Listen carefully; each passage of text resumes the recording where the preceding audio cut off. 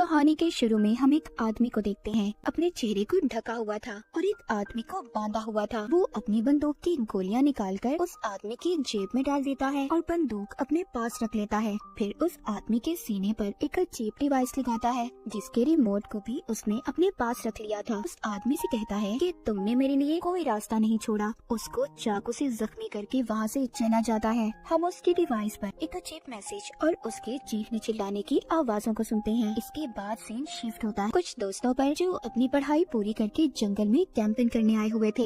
यहाँ पर सब दोस्तों में कैटो जो सबसे ज्यादा बिगड़ा हुआ था। वहीं कैटो का दोस्त जो उसके उल्ट था, बिल्कुल सीधा, पर उसकी दोस्त ऐसी थी जो बेचारे पर हमेशा शक करती रहती थी कि उसका चक्कर किसी और लड़की के साथ है। हम यहाँ पर उनकी बातों में सबकी गहरी दोस्ती देखते हैं। इनके ग्रुप में एरिन थी जो सबसे ज्यादा मासूम थी और सबसे अलग रहा करती थी। जब एरिन बाथरूम के लिए झाड़ियों में जाती है, वही आदमी जो हमने कहानी के शुरू में देखा था वो एरिन को बेहोश कर देता है। जब एरिन को होश आता है, उसके साथ साथ सभी दोस्त एक अजीब सी जैकेट के साथ उठते हैं क्योंकि सबने अब जैकेट पहनी हुई थी और उस जैकेट पर एक टाइमर लगा हुआ था। करीब ही जब वो गैस सिलेंडर को देखते हैं तब इन्हें समझ आता है कि किसी ने इनको गैस से बेहोश कर दिया था और इनका यहाँ पर एक दोस्त भी गायब था। जब वो आदमी इनके सामने आता है तो इन्हें पता चलता है कि वो इनके स्कूल के साइंस टीचर थे और साथ ही साथ एरिन के दोस्त के डैड भी जो अब मर चुका था। वो बताते हैं कि जब मेरे बेटे की मौत हुई तो उनकी बीवी ने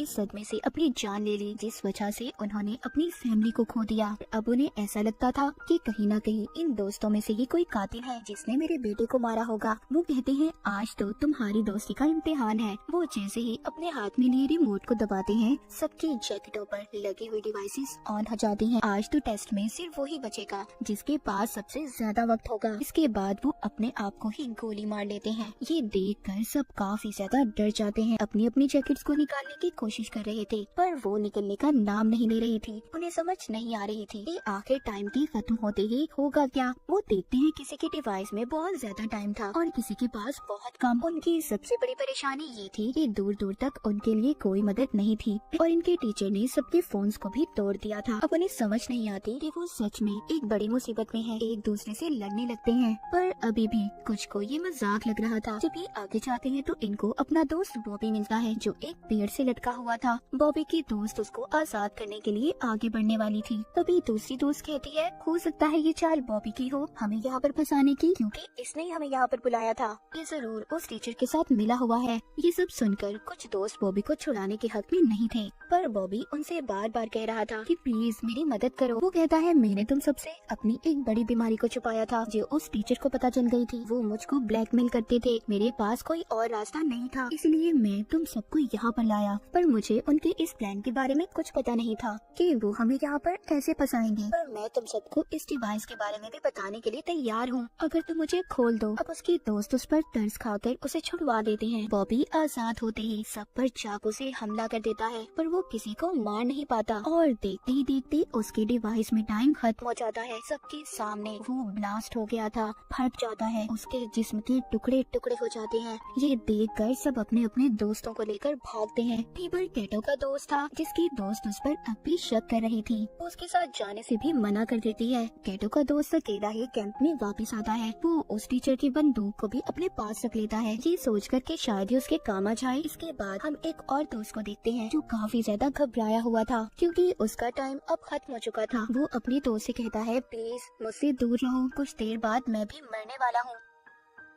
पर तभी जब इसकी एक और दोस्त इनके पास आ रही थी तो ये गलती से उस पर फ्लैशलाइट से हमला कर देता है जिससे फौरन ही उस लड़की की जान चली गई थी। पर होता कुछ ऐसा है कि उस लड़की के पास जो टाइम बचा था वो सारा इस लड़के को मिल गया था। वो बहुत परेशान हो गया था। इनकी एक सहीन दोस्त कहती है जिसको अब सब कुछ समझ आ गया था हमारे डिवाइसेस में कुछ ऐसे सेंसर्स हैं जो इंसान मारेगा तो उसका सारा वक्त दूसरे इंसान को मिल जाएगा, बिल्कुल पबजी की तरह। हथियारों की बजाय बचा हुआ वक्त दूसरे इंसान को ट्रांसफर हो जाएगा। उस टीचर ने जानबूझकर ये सब किया था कि सब एक दूसरे की जान ले सके अपनी जान बचाने के लिए। सब सुनने के बाद सारे दोस्त एक दूसरे के दुश्मन बन गए थे क्योंकि सबको अपनी जान प्यारी थी। दूर खड़ी एक दोस्त भी इनकी सारी बातें सुन रही थी, जो थोड़ी पागल थी। उसके चेहरे पर उसकी नीयत साफ नजर आ रही थी क्योंकि उसका टाइम जो खत्म होने वाला था। वो एक लकड़ी का टुकड़ा उठाकर सब पर वार करने लगती है, पर सभी वहाँ से भाग गए थे। अब यहाँ पर नजर आता है सब दोस्तों का असली चेहरा। सभी एक दूसरे की जान के दुश्मन बन चुके थे। दो दोस्त जल्दी से दोबारा कैंप की तरफ भागते हैं क्योंकि उनके पास अभी भी एक फोन था जो वो कैंप में ही छोड़ आए थे, मगर उसमें भी सिग्नल नहीं थे। इसलिए ये फोन को लेकर ऊंचाई की तरफ भागते हैं। उधर एरिन को कैटो का दोस्त अपना पार्टनर बन जाने का कहता है और दोनों आगे मदद के लिए निकल पड़ते हैं। उधर दूसरी तरफ इनकी एक और दोस्त जो अपने शिकार के तलाश में थी क्योंकि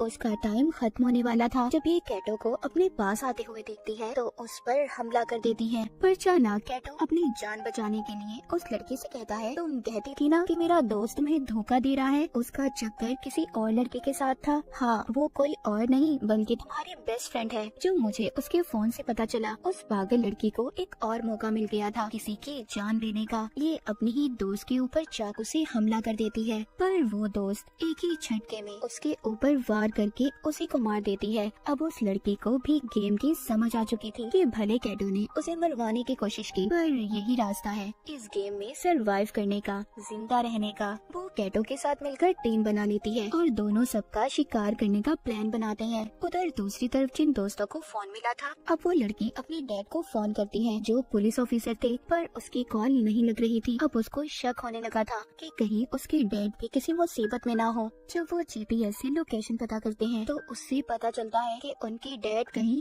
आसपास ही थे। उधर दूसरी तरफ एरिन और उसके दोस्त को चलते हुए टीचर का वही शिकार मिलता है जो हमने कहानी के शुरू में देखा था, जिस आदमी को बांधकर उसने रखा हुआ था। ये आदमी कोई और नहीं बल्कि उस लड़की के डैड थे जो अपने डैड को कॉल कर रही थी। साइंस टीचर ये सब इनके साथ इसलिए कर रहा था, उसको अब भी ऐसा लगता था कि उसका बेटा किसी नशे से नहीं मरा बल्कि उसे जानबूझकर मारा गया है, और ये सब इन दोस्तों की पार्टी में हुआ था। उस लड़की के डैड को इसलिए मारा क्योंकि बिना छानबीन किए उन्होंने उसके बेटे के केस को बंद कर दिया था। यानी कि सच ये था कि इन्हीं के बीच में कोई कातिल है। उधर ही एरिन के दोस्त को बुलेट्स गोलियां भी मिलती हैं, जिसको उठाकर ये अपने पास रख लेता है। इनकी दोस्त के डैड मरने ही वाले थे, तभी एरिन का दोस्त बंदूक में गोलियां डालकर उन्हें मार देता है। एरिन को यकीन नहीं हो रहा था कि उसका दोस्त इतना बेदर्द हो सकता है। वो उसको समझाता है कि सब मैंने तुम्हारे लिए किया क्योंकि वो ज्यादा देर जिंदा नहीं रहते, वो मरने ही वाले थे और उनको मारने से कम जो उनका बचा हुआ वक्त है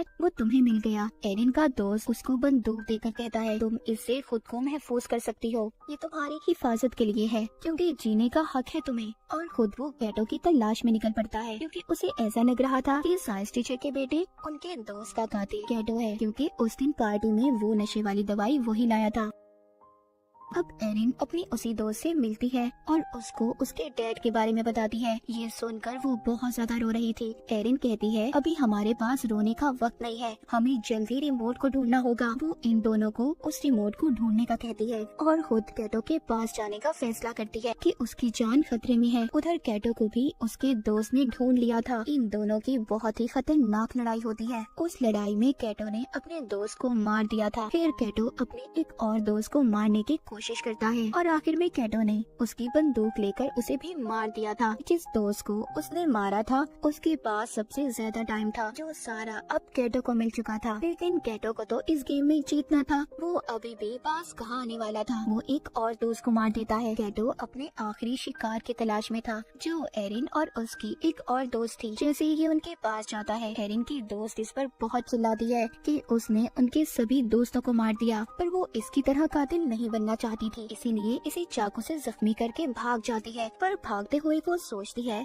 कि अगर कैटो भी मर गया फिर भी तो इस गेम में एक ही बचेगा, इसीलिए वो अब एरिन को मारने की कोशिश करती है और उसकी तरफ बंदूक कर लेती है। यहाँ पर कहानी का सच तो कुछ और था। एरिन की दोस्त उसको बताती है, उस लड़के से मुझे बहुत नफरत थी, वो स्कूल में हमेशा मेरे से ज्यादा नंबर लेता था और उसकी वजह से मुझे स्कॉलरशिप भी नहीं मिली। उस दिन मैंने उसकी ड्रिंक में दवाई मिलाई थी, पर मैं ये नहीं जानती थी कि वो सच में मर जाएगा और मैंने ही अपने डैड से कहकर उसके केस को बंद करवा दिया। वो एरिन को बंदूक देकर कहती है, मुझे मार दो, जिंदा रहने का हक सिर्फ तुम्हें है। पर एरिन ऐसा करना नहीं चाहती थी। तभी पीछे से कैटो आ जाता है और एरिन की दोस्त पर हमला करके उसे मार देता है। एरिन की दोस्त की जान उसकी गोद में निकलती है। कैटो के पास एरिन से कम वक्त था और अगर उसे जिंदा रहना था तो उसे जल्द ही एरिन की जान लेनी होगी। लेकिन वो यहाँ पर ये भी जानता था कि एरिन के अंदर इतनी हिम्मत नहीं है। बार बार वो एरिन को गोली चलाने पर उकसा रहा था। एरिन बहुत सोचती है पर उसे नहीं मारती। उसकी टांगों पर गोली मार के उसकी डिवाइस के हवाले छोड़ देती है। आखिर में कैटो भी ब्लास्ट होकर मर जाता है और एरिन इस गेम की विनर बन चुकी थी। उसने इस गेम को जीत लिया था। वो डिवाइस भी खुद ब खुद बंद हो जाती है। थोड़ी देर बाद सुबह हो गई थी। एरिन जंगल से बाहर निकलती है। उसको एक आदमी मिलता है जो अपनी गाड़ी पर था, पर एरिन का ऐसा हाल देखकर वो मदद करने से इनकार कर देता है। कहानी के आखिर में एरिन की हमें खतरनाक मुस्कुराहट को देखते हैं। इसी सस्पेंस के साथ ये कहानी यहीं पर खत्म हो जाती है।